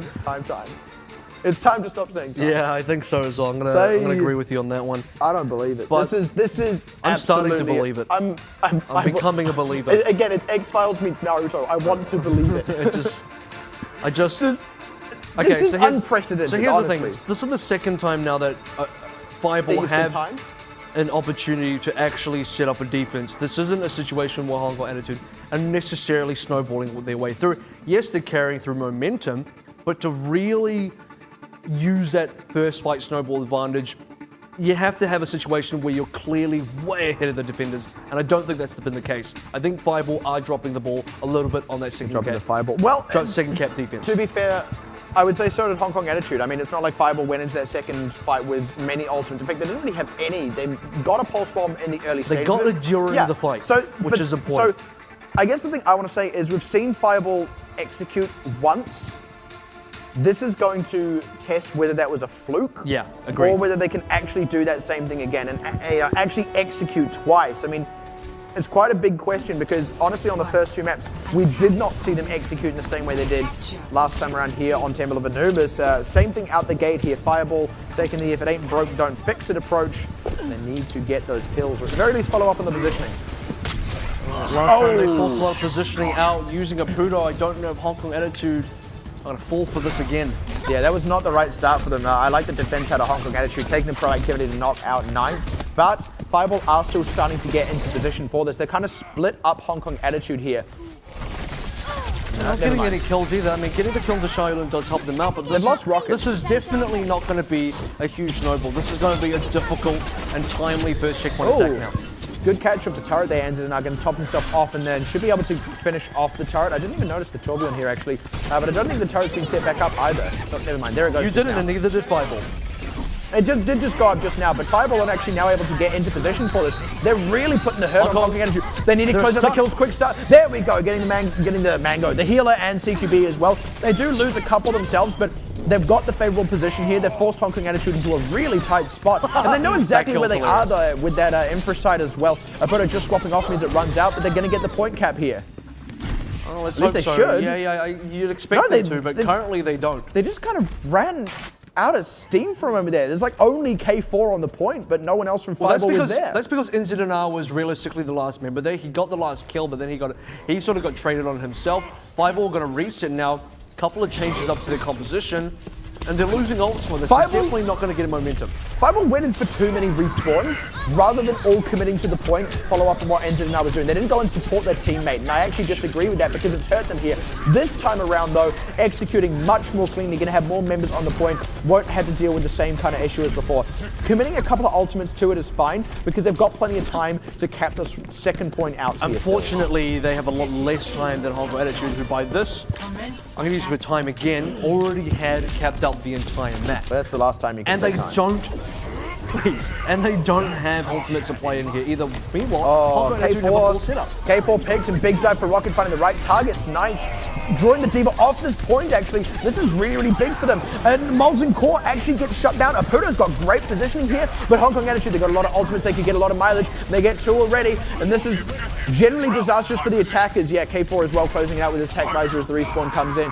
And like I said, generally disastrous because that defender's advantage with those ultimates in pocket, it's all Hong Kong Attitude need to hold this one out. Fireball not quite going to get the same snowballs. I think that would be an accurate place where you can call it a Molten Pour, because it realistically didn't get that much done. Molten Pour, you mean? Molten Pour is what I said. You said Molten Core. No, I didn't. I said Molten Pour. So that's what you can say. Anyway, I'm not going to get into that. Fireball, although they didn't get the cap, but what they have done is they've managed to build up a decent number of ults. That's going to allow them to actually have a real advantage moving into this next push. And they got a cap because this needs to be a double time bank for Fireball. If they don't go to second time bank, they don't have a chance. It's that simple. And even if they go to second time bank now, Hong Kong Attitude still have a time advantage. So we'll have to see how they can do this one. And they need to chip out. If they can't get it through a snowball, they have to go for the chip out a milestone at a time. And so far, they got nothing. Yeah, they're 0%. not committing to that. That's a pulse bomb out for NZNR, finding nothing. Jin Kao finally out of the mech. They're trying to get as. They're just not finding anything. Like I said, the execution isn't there. You can't trade on this point. The moment you lose the trade, you ought to just back off fast. And Napudo backed off a half second too late. He's probably going to pay for it with his life. He's going to be lucky to get out. Oh my goodness, he actually does. Wow, Great he escape. just managed to get out. Okay, I'm going to say here, they are getting something, but they are getting traded. Like what you said is very correct as well. Trading as an attacker here is not good enough. You have to have some sort of a significant trade advantage in terms of plays. So you can't be losing the same amount as you're picking. Yeah, and more importantly, If you kill them and then they kill you, that's good defense. If they kill you and then you trade back onto them, that's not good enough at all. That's not saving the offense in any way. Here we go. They're going to commit with the sound barrier early so they don't get picked off in advance. But this entire Matrix. that is being completely negated here. This entire sound barrier, a tactical visor plus the primal rage out to just keep them dealt with. K4 though, he's getting equally absorbed. But once again, they only need to get a couple of picks in their favor. Trade backs for Fireball at this point aren't enough, even though they're getting them because they don't have the members to secure the fight, even if they get a couple of kills. So how good is defensive matrix saying? I mean, it's pretty I don't know, good. prepare and tell me. It's pretty Turns good. out defensive matrix is pretty good. Still 0%. So we've had a massive commit now from both sides, but every time Hong Kong Attitude has come out ahead. And it's not like Fireball aren't getting kills. We've already talked about this. They're getting kills, but they're getting traded back, and it's not good enough as an attacker, and they're certainly not able to get progress. We talk about getting a chip offense. You got a minute 13 left. There's not going to be a chip offense anymore. You just have to get that complete cap. Getting a ting is a good way to start, but again, the trade back means good defense. They would have to get a lot of kills here, and even then, in best case scenario, it would be a 5 versus 6 when the respawns came in for HKA, but they're not even going to get that start off. They have to back off now. They cannot lose anyone else, but NZNR, he's still kind of playing around the point. 9th pays for it with his life, and they just ran down their own clock for no good reason. See, this is the part of the game where my suggestion of them playing a diva is good. Like, they're playing a triple DPS, and I don't think they have the vitality, the survivability to really keep this alive. Particularly not against a Torbjorn turret, which again, this is struggling. This is a struggle for them as well. They just don't have enough of an effective health pool to survive this. They really don't, and Kurlos is only one healer as well, who can only single target heal, so it's not even like he can help a lot of people in trouble at once, and yeah, big kills. I mean, I know it's a fireball, but they're melting. Well, okay, throughout that entire second point push, from start to finish, Fireball never actually had the upper hand. The one time they did get the kills first, they got traded back, which, like you said, is no way to win. And then, most of the time, actually, Hong Kong Attitude were killing Fireball members first, and then Fireball were committing to the fight, and were feeling good because they were getting kills, but those kills didn't matter because it's still an unwinnable fight because the defenders are not. We asked this question somewhat earlier on during the map, but we said, that initial offense from Fireball, was it a fluke or not? And it's starting to look like it might have been a fluke. I don't want to say, I don't fluke in the like the full sense of the word. It's more like they were able to get a notable advantage of their snowboard and correctly execute it, but they couldn't repeat it. So it's something they did correctly one time that is not consistent for them at all. Meanwhile, it's Hong not Kong a Attitude fluke. Twice in a row. Yeah, it's not a fluke because they are very skilled, but it is a one-off. Yeah, that would be accurate. It is not reliable enough. And yeah, like you said, actually, Hong Kong Attitude did do it twice. We didn't go to double time bank because Fireball were not the more consistent So this is accurate now. When we look at Lijiang Towers, Fireball had that one-off map where they just came out of nowhere and got it. Now we go to Temple of Anubis, they got that one-off. So a Fireball is just when you get that one-off. That's what a Fireball is now. We can't do this for every team. But okay, ignoring you trying to coin another term, you are actually making quite a good point there. Fireball, it seems, only finds success when they get those one-offs. It doesn't mean they're a bad team because they're skilled enough to get those, but when it's not happening reliably, something is going wrong in your execution. So even aside Pudo gives hugs, he doesn't give handshakes. So even aside from needing to fix their compositional issues, they also need to fix execution issues, and that's not going, as much as the execution issues, the compositional issues won't go away if you fix the execution issues. The opposite is true, right? Even if they can suddenly play Reinhardt and Zarya, the execution issues are still going to be there and they will still struggle. So this is a team right now, top of the second round robin, they're looking like they've got a lot to fix. But let's talk about the other side of that because it is the team we're going to see as well in the next matchup. Hong Kong Attitude, guys, what was going right? Nice, man. That's the biggest takeaway from that. But They can play something that's not Winston. Yeah. I mean, on a real note though, they were doing a lot of right things, a lot of correct things. Everything seemed really intentional. They had it all planned out. And also reading the enemy team and how to deal with them, right? Saying, especially on Hollywood, I've got to say, picking that map up when it sort of felt like it came out of nowhere, but then you sit back and think about it. Going up against a team that can really only run this one composition, they're not going to have a great defense with it, and that's exactly what happened. So Hong Kong Attitude took that advantage and exploited it as much as they could, punished Fireball really hard for it. Can they do that against other teams? Not necessarily as hard against Fireball, but if they can still recognize these weaknesses from other teams, exploit them, particularly through map picks, team compositions, then I think that's an advantage that they can take. And also, from the results of this map, from the series even, I've got to say, still looking like a gatekeeper into top 4, but the next challenger is coming up, and that's going to be Machi. If they can I was going to say it's going to be Blank, but well, Yeah, well, because yeah, Blank's next, but Blank's already in the top 4. They don't have to get in. I see what you're saying. Yeah, you're actually right. In terms of determining whether they are the gatekeeper or Machi is the gatekeeper, that's the match where you find out. You're completely right. the problem is neither of them are through the gate because the gate is top 3. They're both the gate. they're busy scrapping over like who's the gatekeeper, and meanwhile top 3 are just looking at them like, neither of them are top 3. Doesn't matter. Except Flash Wolves who are kind of sweating after losing 2 matches. Yeah, actually, that's a good point. Well, maybe that's actually where Hong Kong Attitude do push the top 4. Maybe it's not even the matchy match at all. But I kind of want to pick your brains over this, AVRL, as well. I mean, we've kind of touched on what the standings are going to mean, and now with Hong Kong Attitude picking up that extra win, yeah, it looks like it's going to be the Flash Wolves matchup. But what are the good takeaways here from Hong Kong Attitude, and what maybe will they want to take into a game like Hong Kong Attitude versus Flash Wolves? Versus Flash Wolves. Yeah, I know we're a way away from it yet, but like because we're talking about that being Hong Kong Attitude's ticket into top 3 right now. What can they take away from this that can work? So far, I believe Hong Kong Attitude is a more flexible team than Flash Wolves. Now, Flash Wolves are experimenting to try and become that flexible team, and I don't believe they found the success. They haven't found the formula that works for Flash Wolves. Flash Wolves are going to go away for a week and really test things out, really refine themselves, and if they can come back next week, they're going to be a dominant force again. Hong Kong Attitude, they've got the right formula. They need to refine that formula. So in that regard, in the current meta of this entire tournament, Hong Kong Attitude are ahead in that sense. And if Flash Wolves fail to find their footing, they're going to fall over to Hong Kong Attitude, much like they did to HQ, much like they did to Machi. So Hong Kong Attitude, I think, are in a decent spot. They just need to, similar to some of the criticisms I had of Blank versus Fireball, where a team that's heavily favored to win will drop the ball in certain areas. That just can't be happening for a team like Hong Kong Attitude against a team like Fireball now, if they want to beat Flash Wolves. You make a good point, and I kind of want to leverage that now into discussing this upcoming matchup of Hong Kong Attitude versus Blank, because you mentioned something interesting there, and that's the flexibility.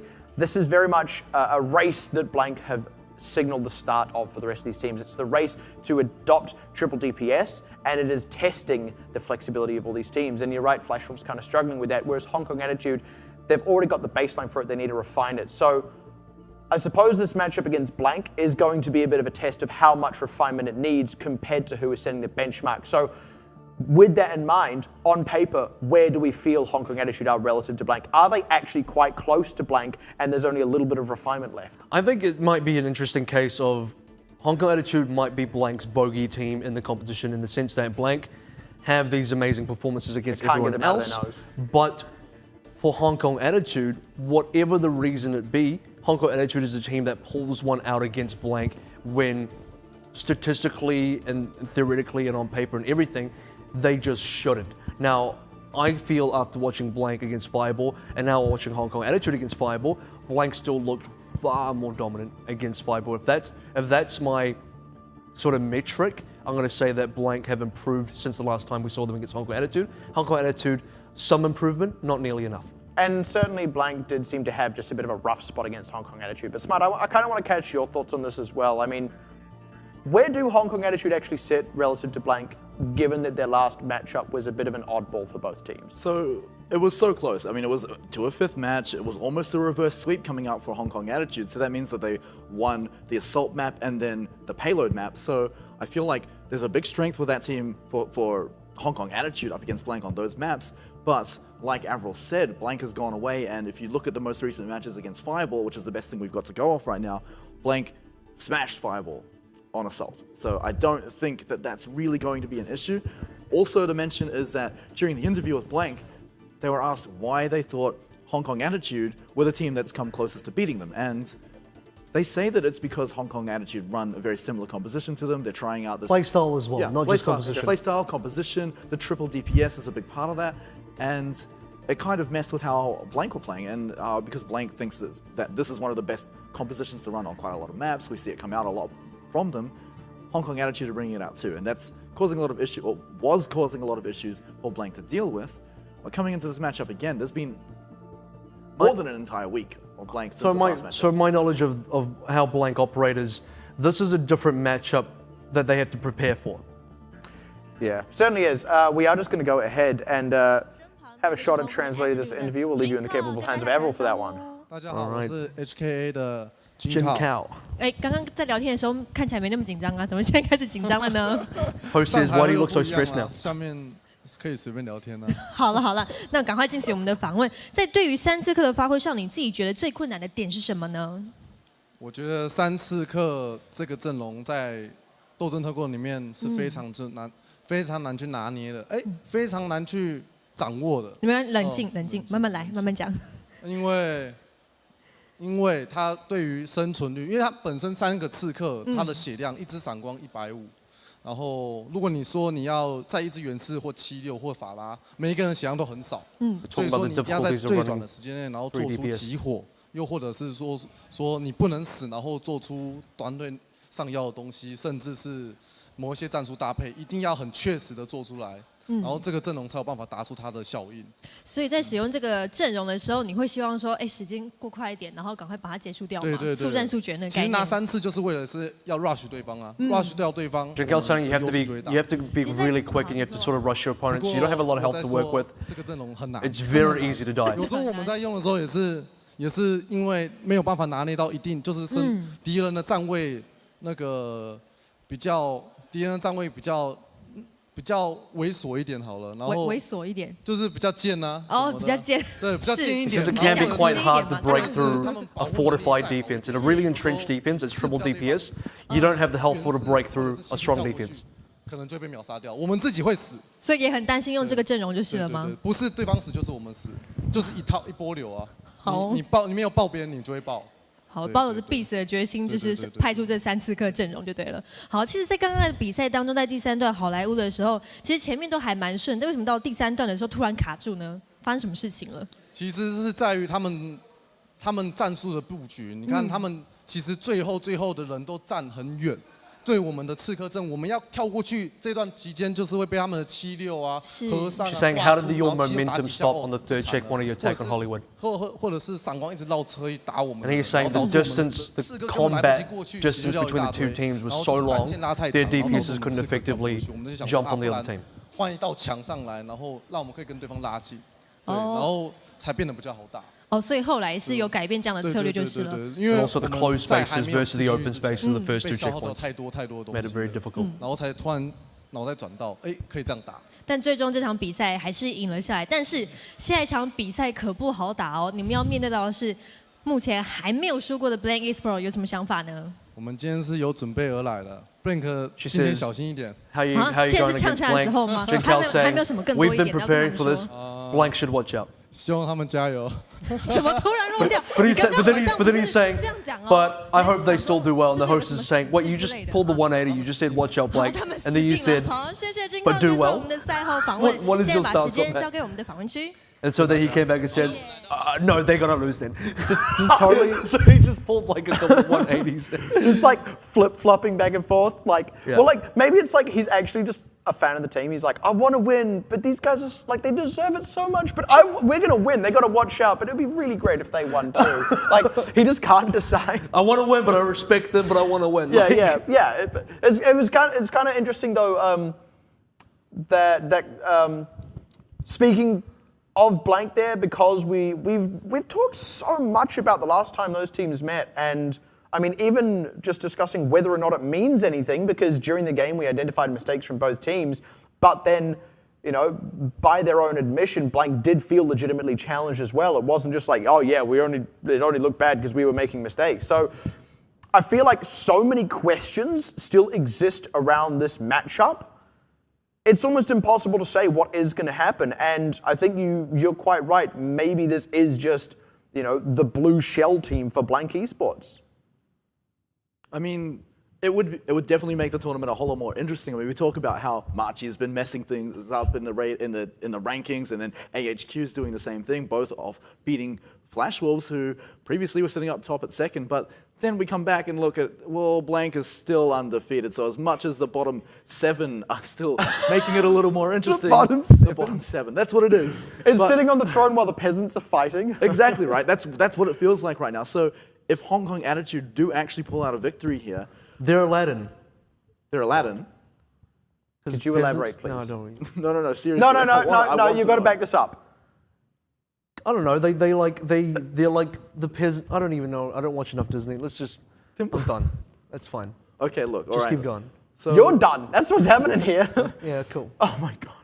It just That was feels, something else. It feels more like Hong Kong Attitude are just someone who have to slay a king right now. And they are the ones most trained to do so. They're the assassin being snuck into the castle. I don't know what Disney movie I can relate that to, but Oh, you know the one with assassins and regicide, you know?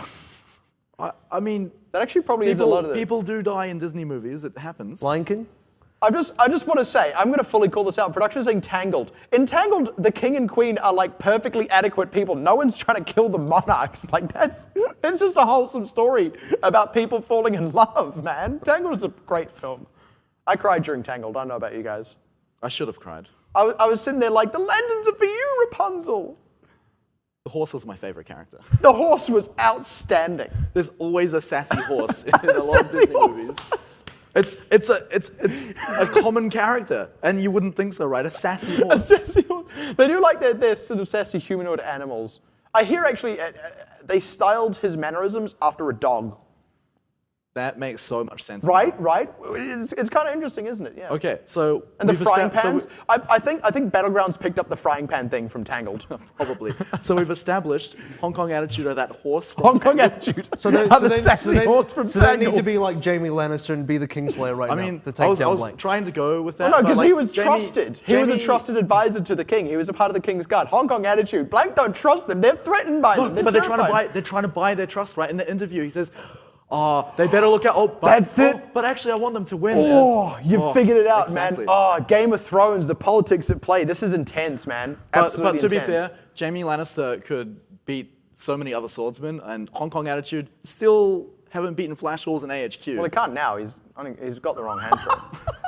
So you're saying We haven't. That's going to happen in round robin 3. We haven't hit that plot twist yet. Get into that. Where Hong Kong Attitude all lose their right hand. They have to play left-handed. except there was like some lowly soldier that cuts off Jamie Lannister's hand. So what? A detonator gonna come up and cut off Hong Kong Attitude? Just all come onto the stage and cut off their hands. So what do that they- would be that would be like that would not be PG-13. Like we couldn't show that. No, they So have the to beat analogy, them. the analogy is Hong Kong Attitude could just drop a match to someone that they're not expected to drop to. No. Yeah. They get beaten so bad that one of the players tilts so hard and just quits the team. That's the hand being chopped off. Oh man. Okay, well, all this talk of hand chopping, we're going to find out what plot twists lie ahead of us, and certainly this is going to be one of the most significant matchups in, I guess what we can say is the second chapter of this tournament as a whole. Hong Kong Attitude rematching Blank Esports. This is book coming 2. up after. Yeah, this is book 2. Rematching coming up after the break, so don't go anywhere. This is the big one.